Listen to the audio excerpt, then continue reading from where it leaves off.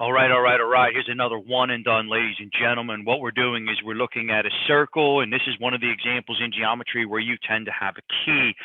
This is a very similar standardized testing type of question in which they make you do something additional. Very few questions actually just have you calculating an area or a circumference of a circle. What you have to do in the 7th and 8th grade level is do something with a scale measurement, or sometimes you have to work your way backwards. All right, so you got this shape.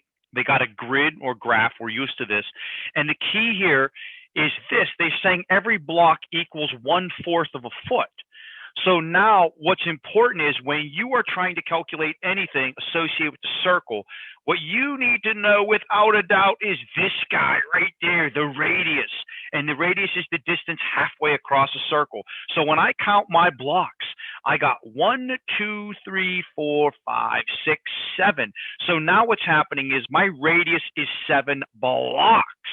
Now they're telling you every block equals 1/4 of a foot. Now, over and over again, one of the things that you know that you can do is when you get fractions, you make them into decimals by taking the top divided by the bottom. When you make your fraction into a decimal, this becomes your multiplier, right? This is your multiplier. So now what you do is you take that multiplier and you multiply it by your radius, which is right here. And we're basically 1/4 shy of $2, you're going to get 1.75.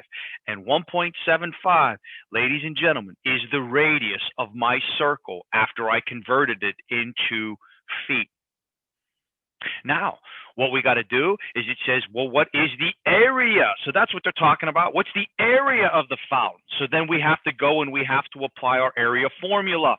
And the area formula for a circle, remember, is pi multiplied by the radius squared. And what that essentially means is pi times the radius times the radius.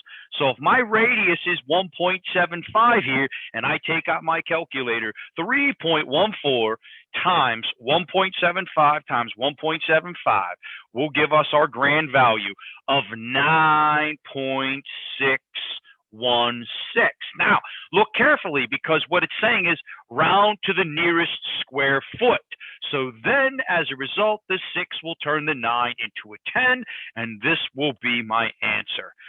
If you take a look at this problem and you look at all little things that you have to do, not just are you calculating the area of a circle, not just are you using a math formula, but you're converting this down. You're using a scale measurement, which is important. And last but not least, they're having you take your answer and they're having you round. So now a lot of these standardized questions, this is what they do. They make you do multiple steps. These steps are not difficult. You just got to take your time when you're doing so. Okay? So ladies and gentlemen, I hope you found this both helpful and informative.